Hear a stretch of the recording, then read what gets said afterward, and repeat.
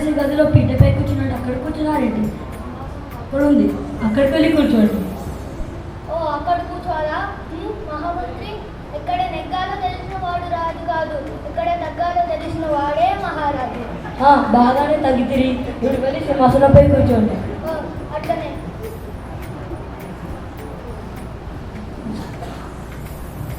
మహారాజా, మీకు పక్క రాజ్యం నుండి ఉత్తరం వచ్చింది. మీరు మాత్రమే చదవాలనే వారి వినపం. మహామంత్రి, అర్థమైంది ప్రభు. మీరు ఇప్పటికీ మీ విద్యాభ్యాసం పూర్తి చేయాలి కదా? మహామంత్రి, మేము విద్యాభ్యాసం చేశాం కదా. చేసి తిరిగి ఒక సంవత్సరం మాతో మొదలుపెట్టి ఇంకో సంవత్సరం మాతో ముగించి తిరిగి. మహామంత్రి, ఆరు అక్షరాలు కాదా, ఆరు చదువులు కాదా, 2 అక్షరాలు అవమానించేందుకు మిమ్మల్ని రాజు పరిష్కరణ చేస్తున్నాము. ఇలా బహిష్కరించి రాజ్యంలో సగం మంత్రి ఖాళీ అయింది. ఆ బహిష్కరణ ప్రజల్లో ఏర్పడుతుంది. మీ నాన్నగారి పరిపాలనకు మీ పరిపాలనకు చాలా వ్యత్యాసం ఉంది ప్రభు. ఏమిటా వ్యత్యాసం? మీ నాన్నగారి పరిపాలన అక్కరాజు గజగజ వణికేవారు. మీ పరిపాలన మన రాజు ప్రజలే గజగజ వణుకుతున్నారు ప్రభు. చలికాలం కదా, అటులనే వణుకుతారు. మహామంత్రి, మొన్న మేము పక్క రాజ్యంకి వెళ్ళాం కదా, ఆ రాజు సింహం బొమ్మ తల ఇలా నిగుతున్నాడు. అది మాకు కూడా చేయడానికే కోరిక. ప్రభు, ఇప్పుడే శిల్పకారులకు చెప్పి సింహం బొమ్మని తయారు చేయమంటాను.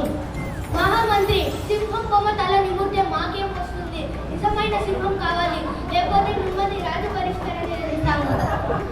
ఓ మెల్లన్నమాట.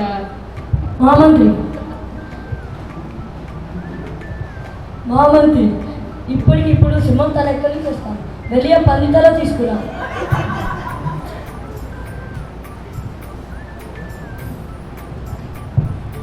మహామంత్రి, ఈ నల్ల రంగును చూసి పంది తల గమనించగలరు. రంగు వేసి తండి.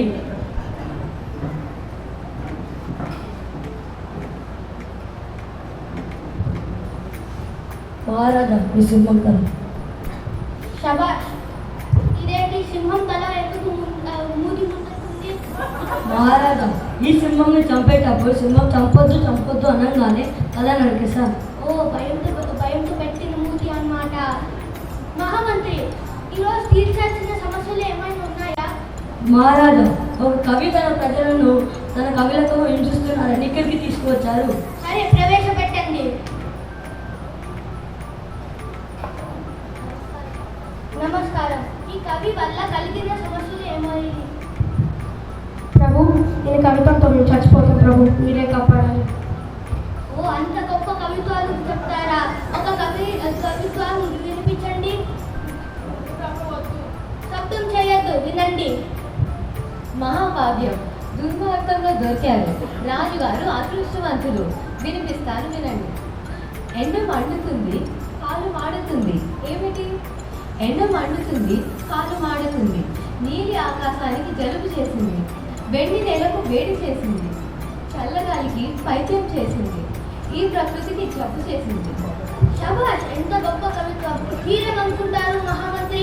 మహారాజా, ఇది విన్నాక నా జీవితంపై నాకు విరక్తి వచ్చింది. నాకు కూడా వేరే ఇంత గొప్ప కవిని తీసుకుని ఇంత మాటలు అంటారా? రాజు పరిష్కరణ ఒక్కసారి అంటే 100 సార్లు అన్నమాట. రాజు పరిష్కరణ. ఈ ఒక్క కవి అనుకుంటే మళ్ళీ రాజు ఒకటి.